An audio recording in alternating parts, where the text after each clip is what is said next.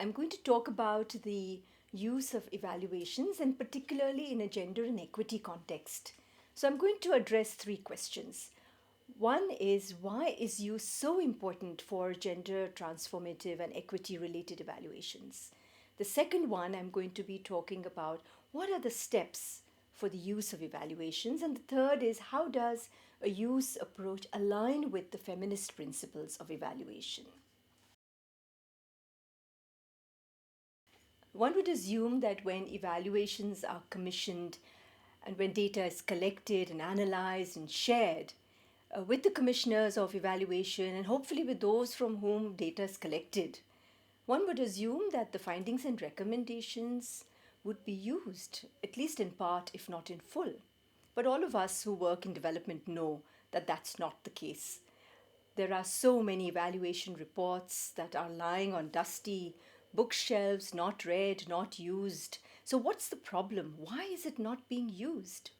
Those of us who work in gender and equity and are working towards social change and getting the voices of the marginalized, the vulnerable, those who are discriminated against, it's really important that the findings and the recommendations are used and so that they can be implemented in the various interventions that are being evaluated. Interventions that work on social relations and power structures at individual, community, social, and institutional levels, they're political. And the evaluations are also political. And that's probably one reason also why many of the evaluations related to gender and equity may not be used. But we also have another problem. Often evaluations do not ask the questions that we want.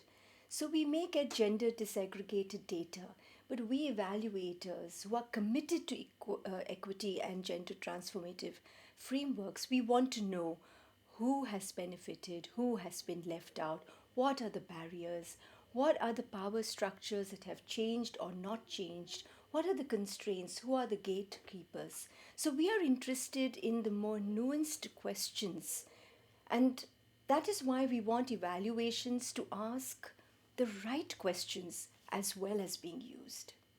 We often confuse dissemination with use. So, in the natural course, what do? We prepare the reports, we send them out to the commissioners of evaluation, we may disseminate it to an audience where people are invited, those who are interested in the work that we do. We share our findings, we debate and discuss, and we hope. We hope that somebody in the audience or that the commissioners of evaluation would use the knowledge that has been generated from the evaluations for the interventions or for further knowledge building. Sometimes we also forget to prepare the reports in the language in which the people from whom we've collected the data understand, or we may not even use that medium by which they can interpret and understand the findings. Sometimes also we have found that the findings and recommendations may be discussed but are not actually used. There are now criteria for evaluation which have added on the issue of management response to evaluations. But we, as feminist evaluators, those who are committed to gender transformation and equity, we need to ask ourselves, is this enough or do we need to do more? So, what do we want? We want real people in the real world apply evaluation findings and experience the evaluation process. These are the words of Michael Quinn Patton, who has formulated an approach called Utilization Focused Evaluation, or the UFE. And the UFE has several features. One of its very important principles is a clear focus on users and use. And he advocates that we decide that right from the beginning of the evaluation. Another advantage of the UFE is that it's an approach.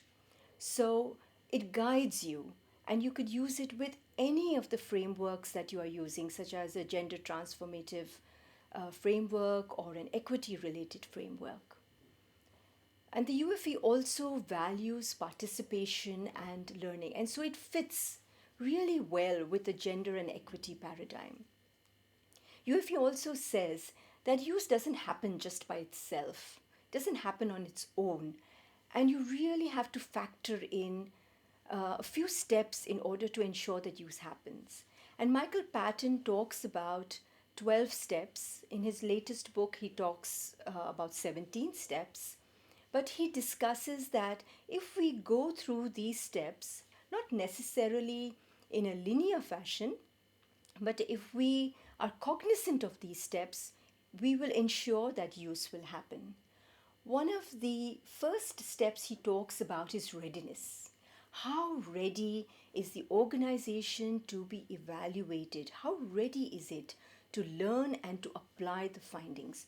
So, the commissioners of evaluation, or the funders, or the managers, or the community, whoever is interested in the evaluation, we make them responsible for the evaluation use right from the beginning of the evaluation. We often say evaluation is learning, but what we are doing here is we are asking for a commitment to the learning process right from the beginning, and we are identifying people who will say that yes, we are ready to learn and use the evaluation. As you have probably guessed by now, this is a very different role for the evaluator. So the evaluator becomes a facilitator, and it's a collaborative process.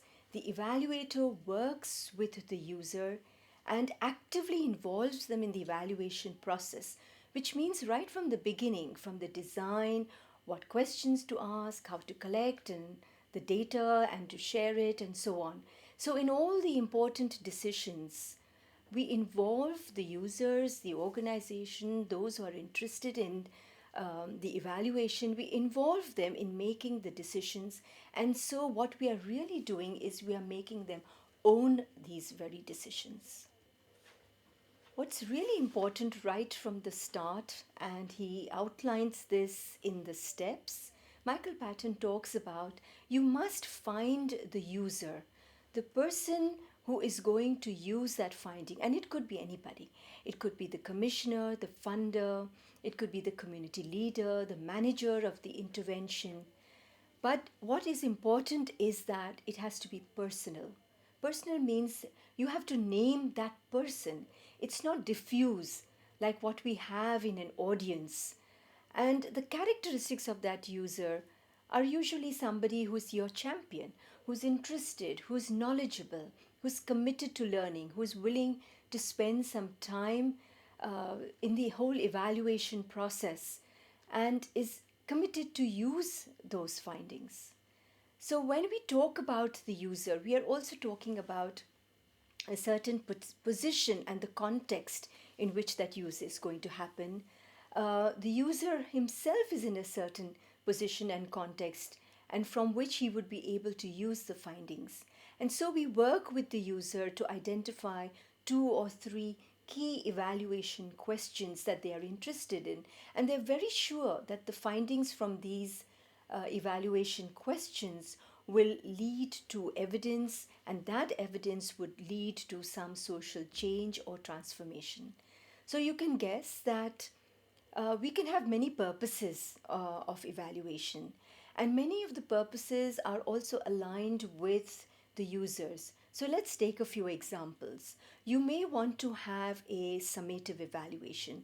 These evaluations usually happen at the end of projects or interventions.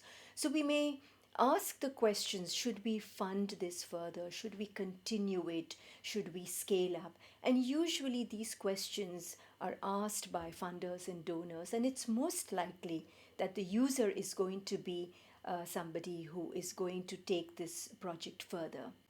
We could use it for formative evaluations. These are evaluations that occur towards the beginning or just when the project has been launched, and you want to know something more about what is happening and understanding about a service or the goods that you're delivering. And in these cases, all those who are invested in the evaluation could be at the community level, at the project level, would be interested in these findings and they could become the users. Sometimes you may want to also look at development evaluations.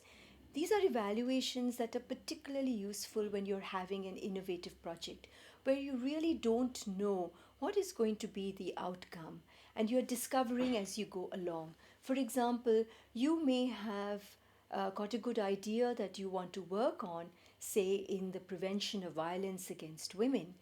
And in such a case, you want to understand what's happening as it moves along. The goalposts may change. And so, again, over here, you may have users who are invested in the project. So, it could be the women who are affected by violence, it could be the project manager, it could be the community, it could be other stakeholders. So, you can see that as we have different purposes of evaluations, we have various users that also align with the evaluation. You could have evaluations for accountability. Have we achieved the target that we set out right from the beginning? And again, usually this is the users are usually funders or donors or managers. You may also have an evaluation used that's for monitoring. A manager or at a community level project, you want to understand the data coming in, whether it's appropriate. Are we capturing those who are accessing our services, or are there some who are left out and we are not collecting that information? So you get the gist that in the UFE approach, the evaluator is the facilitator. And as a facilitator, understanding the context, works with a user that has been identified who is a champion and enables and collaborates with the user to find out those key questions that are really critical, whose findings will help that user use that to create social change. And it's absolutely no surprise that when you use this approach, you don't even need an evaluation report at the end to disseminate and hope for use.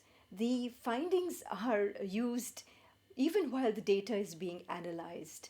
So, this approach is really useful, particularly when we are working with gender transformative and equity related interventions where we do want social change in power hierarchies to occur. One of the principles of feminist thought that's really important for use based evaluation is that knowledge is a cultural, social, and temporal construct. It gets its meaning in certain contexts, and we have to be cognizant of that. One of the steps, actually, step number 4 of the UFE, talks about assessing the situation or the context before you start the evaluation.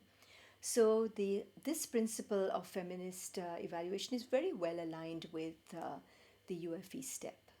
Another principle of feminist thought is that knowledge is a powerful resource and it has both implicit and explicit purposes.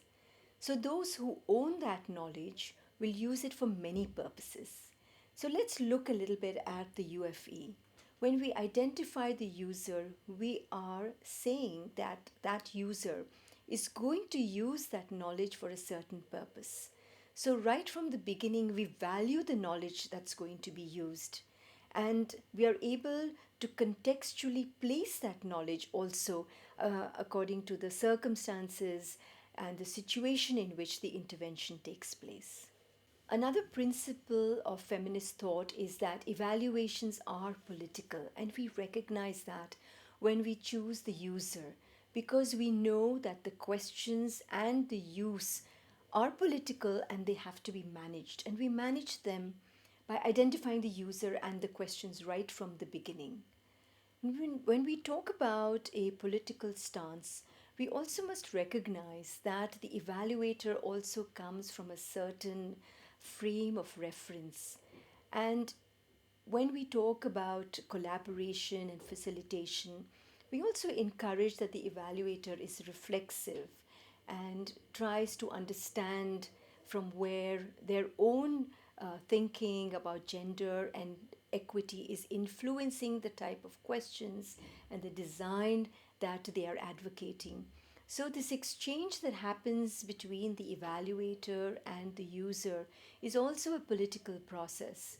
So, we recognize that, and that's another way in which the alignment of the UFE and the feminist thought principles takes place. We recognize as a feminist principle that there are multiple ways of knowing, and we can use many methods and tools, and all of these are legitimate. So we don't need pencil and paper tests to say that these are the most reliable and valid data collection tools. We can use many participatory tools, skits, we can use body mapping, we can use ranking, drawings, we can use case stories, and we value the experiences and the feelings of persons who have been discriminated and vulnerable, and we recognize this as important data points and we value those.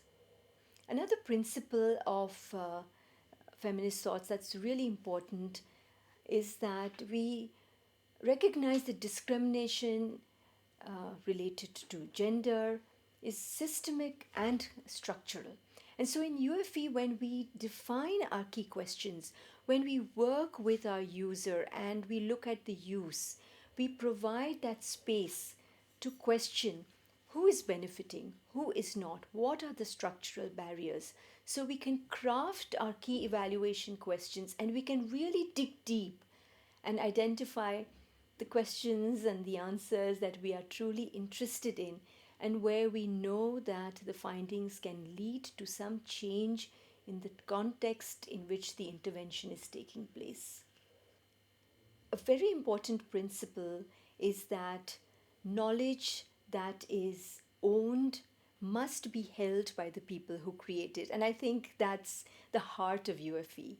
Because when we look at the user, when we choose as the user, we early on, very early on, are deciding that this knowledge belongs to the user to be used for the purposes that the user has identified and for the use. So we know that knowledge is owned by the people who create it. A very important principle of feminist thought is that action and advocacy are morally and ethically appropriate responses.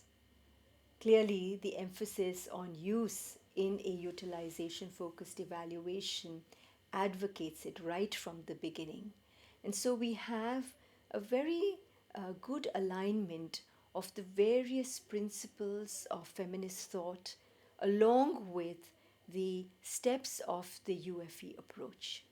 So, when we are using the UFE in a gender transformative and equity related in those evaluations, we are really bringing true learning. We are building capacities to evaluate. We are emphasizing use of evidence for the purposes that we have defined. And we are putting our users center stage, and so that they can use the knowledge for the purposes that they have designed. And so this particular hybrid framework where we align a gender transformative framework, or you may want to call it a feminist framework or an equity related framework, with the utilization focused evaluation approach, we are able to not only bring use but also advocate for social change and transformation. Thank you so much for listening.